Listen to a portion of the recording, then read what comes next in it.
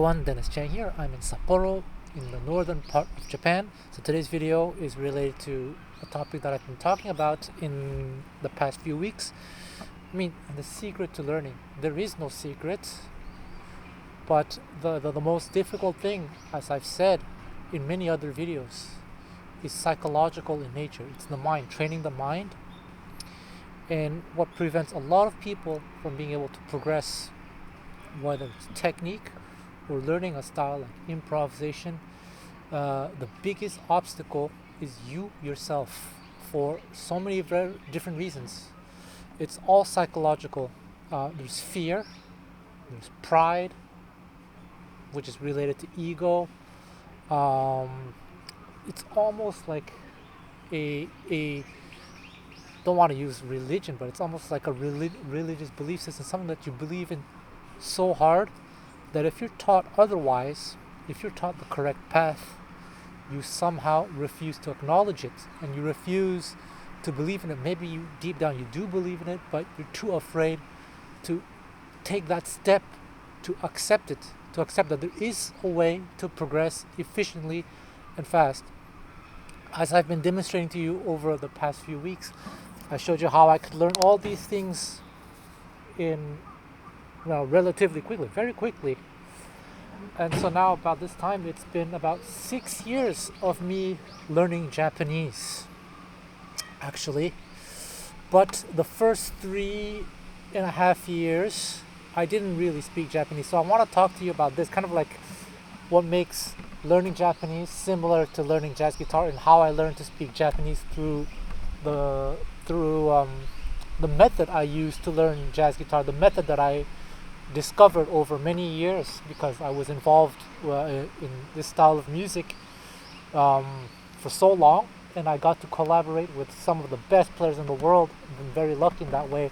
So the first 3.5 years of learning Japanese, what happened was in February 2018, my friend invited me to do some gigs in Tokyo just for fun, which I did. I had such a great time. The problem was I couldn't communicate with anyone because no one really understood English, spoken English. And even written English wasn't always clear either. And so I decided, I want to come back to Japan, but I'd like to be able to not be helpless, so to speak. So I started learning Japanese. I started taking lessons. And I wouldn't say I was kind of serious about it, but not serious to the point where I told myself, all right, I want to learn this properly. Like I said, I just didn't want to be helpless. Hi. Hi, 大丈夫です。はい。大丈夫です。大丈夫です。すみません、大丈夫です。大丈夫です。全然大丈夫です。すみません。See, I speak Japanese.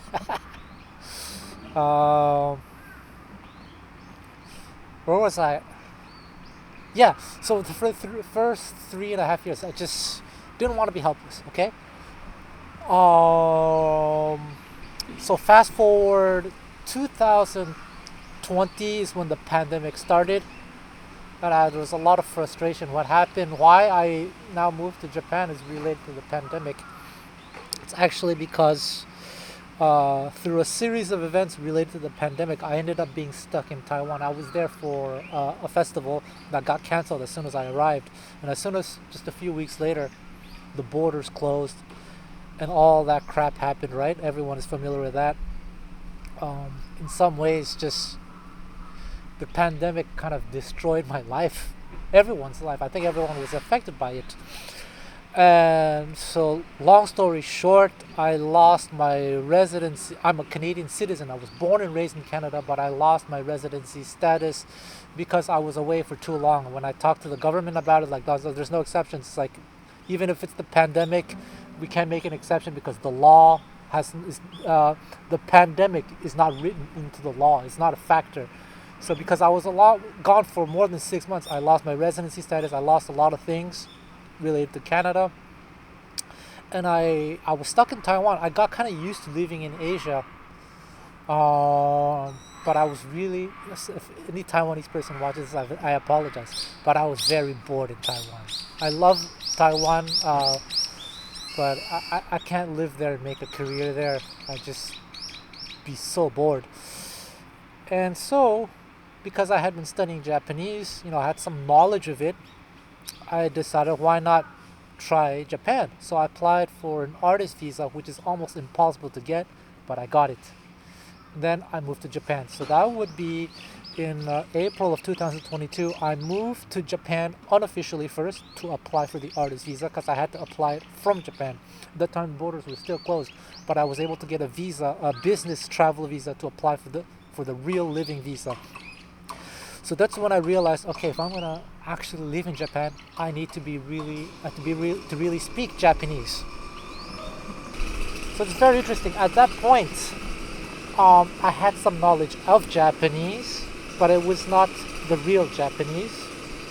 Um, it was not enough to have a conversation. In fact, it's very similar to music school. A lot of people go to music school to study jazz. They graduate and they cannot play jazz.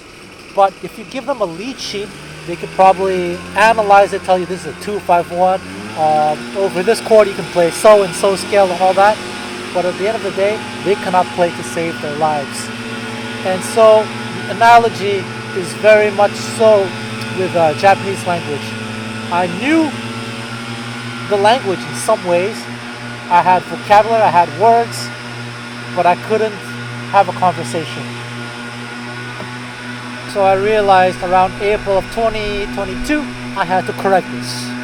If I were going to be living in Japan, I need to be able to function in Japanese society. Because if you live here and you don't speak the language, it can be very, very, very hard. And I always say that, if you live somewhere and you don't speak the local language, I can't even imagine why people would do that. Alright, so I'm going to try to make this as quick as possible because those guys are making noise. They apologize for it even though it's their job. It's totally fine. Basically, in 2.5 years, I learned to reach a fairly high level of Japanese. Nowhere near fluent, definitely not. But I can function in Japanese society now. Do all my daily things, go to the tax office, go to the post office, sign up at the gym, go to the hospital. I've greatly expanded my vocabulary, but I've learned how to use said vocabulary. Like I said, that analogy of going to music school, learning all sorts of theory, all sorts of things, but not being able to play jazz, that rings true in language learning as well. I know people who majored in French in university. They certainly know the language, but they can't speak the language. They couldn't function in a French-speaking society. So that's very revealing about the education system. So what is it that I did?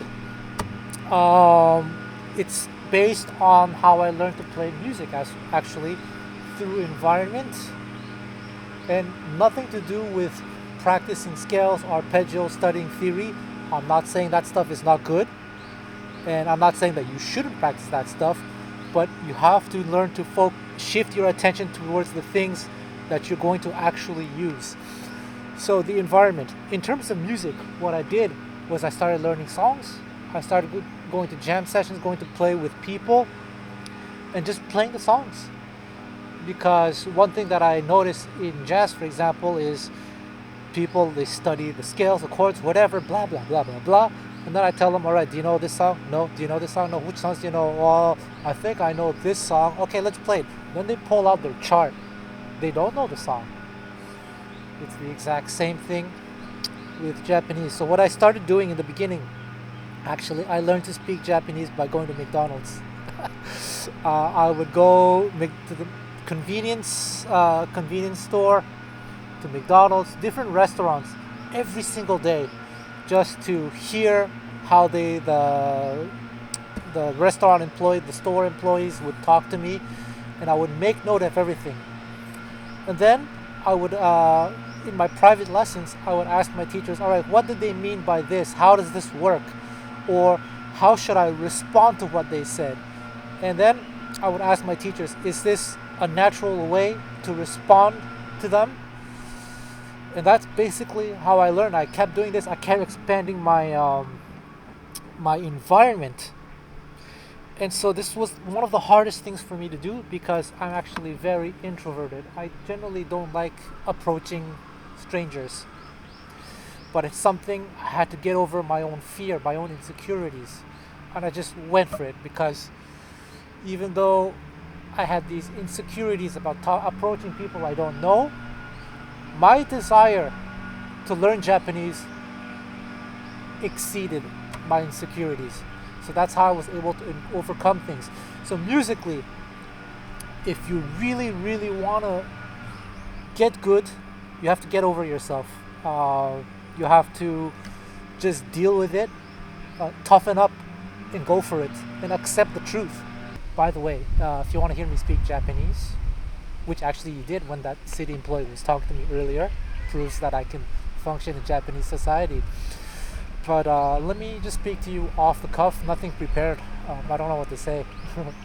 じゃあ自己紹介しますね。皆さんこんにちは、デニスと申します。カナダ生まれ、カナダ育ちの台湾系カナダ人で、今日本に住んでいます。この動画でどうやって日本語を勉強しているか説明したいと思います。よろしくお願いします。Here we go. That's my Japanese. Nothing prepared. I just speak like that. It has to come out like that. You can't be thinking. And that's the same with jazz music, you know. So that person doesn't know this song. Oh, I think I know this song. Then they pull out the chart and then they're figuring out, okay, over A minor 7, I should play Dorian. By the time you're thinking of all this thing, it's all too late. When you have an A minor 7, you shouldn't be thinking. You should already...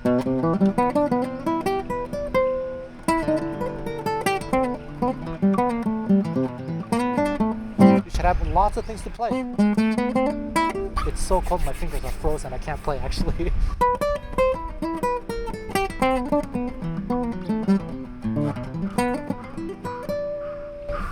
It should just be automatic like that, just the way I played here. And so, in order to do this, you, instead of studying grammar, which is not wrong, grammar is good after. But what you need to do is develop muscle memory, basic vocabulary. So that's why I would go to McDonald's all the time just to practice my set phrase. I would go to the barber shop just to practice set phrases, even though I didn't understand the grammar behind anything. I just knew if I say this, it's going to sound natural, it's going to be appropriate. And later on, as I got more confident, as I developed the muscle memory to say such things, and the same thing with jazz guitar, I started to explore how the grammar worked. I also, in Japan, I'm also more social than I am elsewhere. Meaning that I go out and meet people all the time. So here's the thing, I do have teachers, I do go to classes, but most importantly, I have the drive to go out there and use the real Japanese. So it's the same thing. You can go to music school, you can study jazz, you can have teachers. That's all great, but you need to go out there and meet the people. You need to play with the people. You need to learn the songs. You need to go to jam sessions, and you get to expose yourself to so many different situations. Because in a textbook, they might only teach you one way of saying one thing. Like for example, if you go to the convenience store, they ask you, "Would you like a bag? Do you need a bag? Do you want to buy a bag? We only have paper bags. We don't have. I don't know. Like there's so many ways to say the same thing, right?" And you have to expose yourself to this. In Japanese, it's the same thing. It's like, レジ袋どうされますか? レジ袋ご利用ですか? So many different ways. By constantly immersing yourself in the environment and exposing yourself to different situations, you gradually complete the puzzle, the missing pieces of the puzzle. So that's the biggest difference between me and a lot of people who go to Japanese classes or even take lessons. It's a huge, huge thing. If you want to speak real Japanese, real French, whatever, you need to put yourself in the environment as much as possible. If you want to play real jazz, real gypsy jazz, you need to put yourself in the environment as much as possible. The more you can expose yourself to the authentic environment, the faster you will progress, because you will be progressing out of necessity. In 2.5 years, I managed to reach a functioning level of Japanese. Not perfect, but a highly functional level. I've surpassed a lot of people who've been living far longer. We even still take lessons after 10 years. There are people who can even pass the highest level proficiency exam but not speak Japanese. I couldn't pass that test, by the way. I need to study. I want to take it maybe in 2-3 years. But all this aligns with what I've been saying in previous videos. For music, it will take only 3 years to reach a fairly proficient level. Again, we're not talking about being like a master guitarist or anything, but a very functional level, which includes all the basics. And then after 5 years of practicing this way, of living the life this way, it's a lifestyle, it's a mindset, you can be, in my opinion, very, very, very high level. But remember, you yourself will be your own worst enemy. You just have to get over yourself, really. I'm saying this to really try to inspire you, to get you to realize this, so that if you want to get better, you can. But you have to accept that there is a path to take, and you have to take that path, and you have to follow the instructions correctly. You have to do things correctly, because it's not enough to be in the environment. There are a lot of people who live in Japan, but they don't take advantage of the environment. That's just the biggest waste. I'm taking of every single opportunity to absorb the language, how the language works. So I also learned how to read, write in Japanese. Still a work in progress, but there's this thing called kanji, Chinese characters, which is considered brutally difficult in Japanese. A lot of people who are studying Japanese, they use these things called like flashcards, Anki flashcards, but I never use that. Maybe I should. But the way I learned is by reading everything around me in Japanese, looking it up in the dictionary. I learned how to understand the stroke orders, and through my friends. I have a lot of friends, and we communicate with each other all the time, every day. My phone is entirely in Japanese. So is my iPad. I'm deep in it, full deep immersion. And if you're that serious about music, then you know what you'll have to do. You have to make certain choices in life. How important is it to you? I can't answer that for you, but if you know, some people move to India to learn Indian music, to Spain to learn flamenco, to France for gypsy jazz, etc., etc. The funny thing is, gypsy jazz is where I come from, and I'm considered, a world expert on this style. But actually, I chose not to live in Europe because at that time it was very, very expensive. It was very scary for me to live there. But nonetheless, I still managed to, whenever I went to Europe, I took advantage of every moment to immerse myself in the environment. I made friends with the gypsy community. Like I said in another video, I'm probably one of the non-gypsies who has contacts with Sinti in all the regions of Europe. Usually people who are non-gypsies who have contact with the Sinti, they usually have contact with their local gypsy community, whereas me, I'm in contact with people in Belgium and Germany, the Netherlands, France, Northern Italy. I know how to take advantage of the environment, and so you need to as well. So I guess this video is more like a pep talk. I really want to tell you that it's possible. Believe in yourself. Just the most difficult thing is that first step to get over your fear or your ego, your pride, or whatever, and just accept to get help wherever you can. Because even though for the most part I'm self-taught in music, and even actually in Japanese, even though I take lessons, that's going to be another topic. I don't want to make this video too long. I'm self-taught, but I always get help wherever I can. You can't let pride get in the way of your progress, and a lot of people are proud. It's okay to have certain level of pride, but the pride should not exceed your actual knowledge, because that's then called Dunning-Kruger. Dunning-Kruger syndrome is this idea that you think you're better than you actually are. Your level of confidence has to match your level of knowledge. That's often the biggest problem. For example, in gypsy jazz, a lot of people don't know how to play good rhythm. You don't even have to play good rhythm. If you can play decent rhythm, that's good enough. But a lot of people, even professional musicians, don't even know how to play decent rhythm. And some of these people are teachers, they're trying to have careers, but they're not willing to ask for advice from anyone.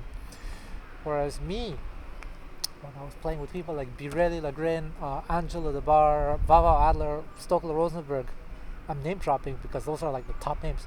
They gave me advice and I reflected on the advice. I thought about it. I worked on what they taught me because I didn't let my pride get in the way of getting good. And so, actually, it's very interesting because Japanese is very much like jazz guitar, if you ask me, because Japanese is all about the situation. It's there's a hierarchy. It's a class system, whether you like it or not, and how you address someone depends on so many different factors: your rank, your age, even your gender, the situation. You could be with your best friend and you can talk in one way, but suddenly, let's say both of you are politicians or something, and you end up on TV, you will change your way of speaking to a very formal Japanese.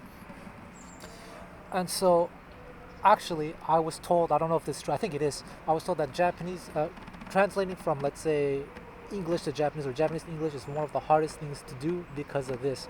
Because there's so many ways to express yourself, and it just really depends. The person who's doing the translation will have to put a lot of thinking to see, like, how do I convey the proper emotions, the proper hierarchy. And so it's the same actually with jazz, because some people will ask me, oh, can I play this chord in this song? And it's like, well, it depends actually what style you're going for, what's the situation, who you're playing with. For example, you can certainly play this chord on All of Me, but is it the appropriate style if you're playing in the 1930s or 1940s style? I don't think so. Yet I see a lot of people playing this chord. This would be better. Or maybe if you want to make 6, sure. But this is a little bit modern sounding. So it's all situational. I feel this is a topic that isn't really talked about in jazz a lot. Idiom, understanding the idiom, the artistic intent, which I think, in my opinion anyway, is very, very important. A lot of people are just playing what they know because it is what they know without putting much thought into the situation. And if you do that in Japanese, and I have met people like this who speak Japanese in a way, even though what they say is correct, it's not appropriate.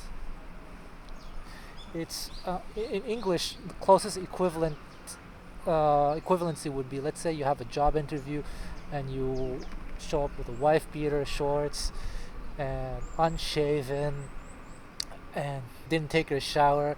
You show up at the interview and you sit down, yo, what up, bruh? It's kind of like that. The situation matters in Japanese, and so it also does in jazz music. And that's why I tell you it's better to learn from the environment than from a teacher, even though a teacher is great, so that you can expose yourself to different environments, so you can ask yourself, in this situation, maybe this voice is better, this voice might be better, this voice might be better, this voice, etc. That's how I learned to play jazz guitar. That's how I learned to speak Japanese, the environment. Alright, I've rambled long enough. I hope this was useful. And if you have any questions, see, as always with these videos, I never prepare anything. I just speak off the cuff because, again, this is part of my training. As I told you, I'm very much introverted. I didn't grow up speaking much. And over the years, doing these YouTube videos has helped me a lot in being able to improvise off the cuff and to speak with more confidence and all that fun stuff. Right, leave a comment, subscribe, blah blah blah. Thank you very much. Hey everyone, I'm back. I'm in Matsuyama City, which is in the Shikoku region of Japan, southwest of Japan, so I'm no longer in the north. And as I was editing the previous video, this current video rather, that I filmed a few days ago, I realized there's certain nuances that I didn't get to explain and that I would like to explain now. I think this is a very, very important topic, so I think it was best that I explain certain things in a little bit greater detail.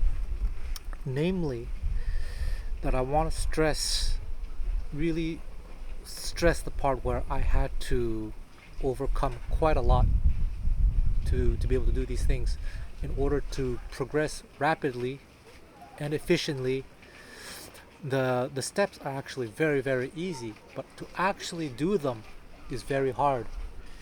And this is where most people fail, because mentally there's certain mental blocks, and these are challenges that I had to face myself. I also want to insist that I am not a genius by any stretch of the imagination. Like, learning how to learn is something that I acquired over many, many years. And by the time that I learned how to learn, I kind of gave up on the idea of wanting to practice a lot or reaching, I don't know, X or Y level. When I was in my teens and even early 20s, I did practice all the time. Sometimes up 12 hours a day, 10 hours a day, but I practiced wrong. And unfortunately, I didn't have the knowledge that I have today. But I want to share with you now, for those of you who are younger, who have the time to commit to it, I hope my words somehow reach you so that you don't waste your time. The 10 hours I used to do in those days got me absolutely nowhere. I've made videos about that. I might as well just stay at home, or not stay home, or just go out with my friends and have fun. But that's that, lesson learned. And here I'm doing this video for you guys so that you can save time, or at least get you guys to think a little bit, to reflect on how badly you want to get good and how far you're willing to go for it, and if you're willing to go through the steps. It's a choice you have to make. This is something that's best done when you are younger in general, statistically, not because of age, but because of life responsibilities. Chances are the older you get, more life responsibilities you have. And so I wish I had this knowledge when I was younger, but I didn't. So here's a little example I want to give, like an analogy. I remember with my 5-year-old cousin or something, he was playing a video game. And for those of you who know Nintendo, when you play Super Mario, you hold the B button to run. And that's the only way you can make certain jumps, right? And my little cousin, not my little cousin, yeah, my nephew, whatever, he had no idea you had to hold the B button. So he tried for, I don't know, like 30 minutes to try to get past this little jump. He could never make it because he never knew you had to hold the B button. So no matter how many times you try, you're gonna fail 100%. And I think music is the same thing. You can practice 10 hours a day, but if you practice wrong, it leads you nowhere. And this is very, very important. The same thing with language learning. I have friends, people that I know who study languages, who say they study languages. Oh, I do this every day, I practice this. After 6 months, they still can't speak. Something's wrong. Something really is wrong. And I do know these feelings myself because I've been through those traps, so to speak. And so I want to make this video to save you, to spare you this trouble, so you can go straight to the correct way of learning, which I've been explaining in a lot of my previous videos. I'll continue to explain in greater detail because it depends on so many factors. The correct path depends on where you want to go, so I can't actually give you one single formula, but there are certain steps that you can take. And I do think that the environment is extremely, extremely important. Let's say if you're into jazz guitar, you don't have to be obsessed with playing complicated things, which a lot of people are. As a beginner, you can right away start to participate in jam sessions in some capacity. If you're playing guitar, you can play rhythm, you can comp slightly behind, like quietly, so you don't bother other people. This is something that's so important that people avoid doing. A lot of people try to impress advanced musicians, kind of like little kids try to impress older people, like to show that they're mature, but then they fail at it. The same thing with music. You try to do all these flashy things, and it just doesn't serve the music. And often it's the simple things that's done well, but that serve the music, that impresses the advanced musicians. So again, there's a huge psychological factor in all of this. About me, going to McDonald's and all that, that wasn't the only thing I did. That was how I started, because it was a controlled environment. Ordering things is something that we all have to go through in our day-to-day life. That's how I started. But as I got more and more confident, better and better, I increased my environments. I went through so many different challenging environments that I had to learn how to overcome. And the same thing it's the same thing with music. You have to start to learn different songs. You have to go to different situations, play with different people, so that you increase all these chances of adapting to the environment, so to speak. This is how you slowly expand your practical vocabulary. Take, for example, Ella Fitzgerald, who is one of the best scatterers in the world, improvisers, vocal improvisers. I've seen method books on vocal improvisation, and it's all full of theory, scales, and arpeggios, and I've seen people go through those books and say, oh, this book is so great, yet they can't scat to save their lives. Same thing. Whereas Ella, she grew up poor. She didn't have any music education, but she hung around jazz musicians all the time. And of course, there's a talent factor we can talk about another time, but she listened a lot. She paid attention to the environment, and that's how she learned to improvise. And actually, it's kind of the same with me. Before that, I learned all my scales and arpeggios, but I couldn't play to save my life. But it wasn't until I started listening to music and hanging out with people and trying to absorb the vocabulary that I started to play somewhat coherently. I don't think about scales, I don't think about arpeggios, I just react. But of course, there's a lot of training behind that. It's not like coming out of nowhere.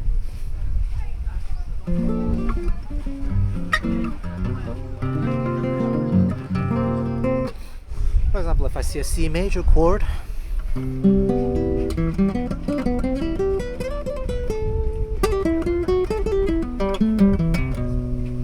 I just react.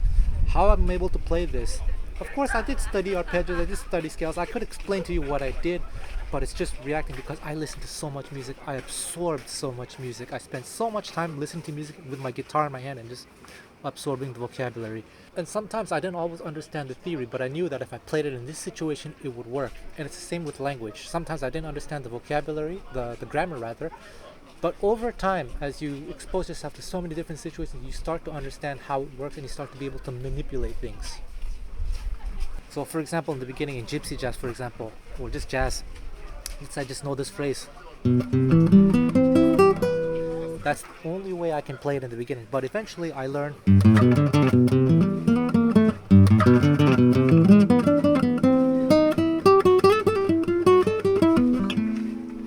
So the environment is so important because it reflects reality.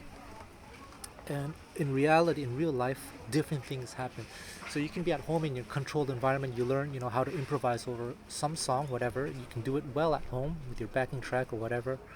But when you go to a jam session or in real life, different things happen. The drummer might start to play in a weird groove that you're not used to, and you can't play the way you normally play at home with a backing track. The bass player might go to the B section early, and suddenly you can't play the solo that you had prepared. And so it is in real life with language as well. With Japanese, sometimes you go order something and for some reason the credit card machine doesn't work, so they're asking you something. You had practiced saying a phrase, ordering, you thought you were good, but then suddenly something happens, they throw a curveball at you and you have to adapt. And at the beginning you're gonna fail real hard. I know this painful feeling. It's so frustrating and it's humiliating, it crushes you, but it's what allows you to grow. As long as you keep your mind open about wanting to fix the situation. So you encounter this difficult situation, so you go home and you address the issue. So for example, with language, when something happened, I practiced myself, and then the person says something else that throws a curveball on everything. I make note of what they said, and then I ask my teacher, okay, how do I overcome this situation?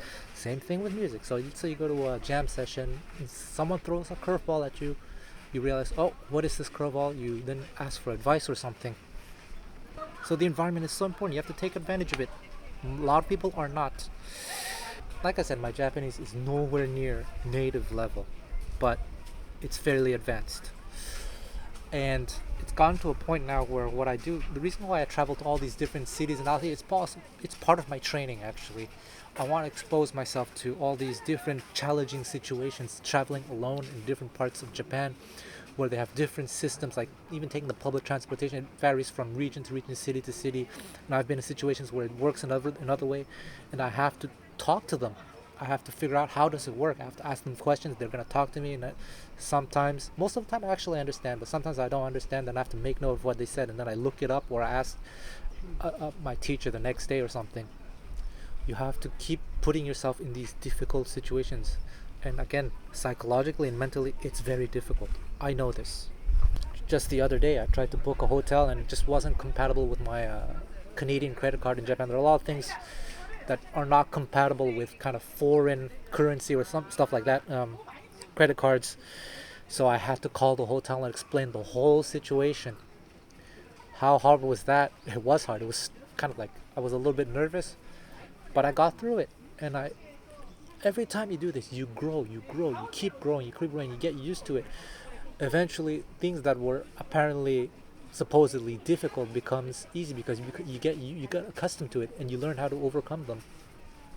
So musically, it's the same. You can't be afraid. You have to expose yourself to a lot of uncomfortable situations, and you're gonna sound like crap in the beginning. And I know it's soul crushing, but that's how you grow. I can't stress this enough. So go for it, guys. Definitely get help wherever you can. Different teachers, ask questions, but it's a combination of all these things. You can't always be in your safe space. You have to confine your safe space where you can think, you can practice, you can hone your skills, but then you have to then put yourself out there in the real situation, the danger zone, so to speak. It's a balance of all these things. I think most people only stay in their safe space, and that's why they don't grow.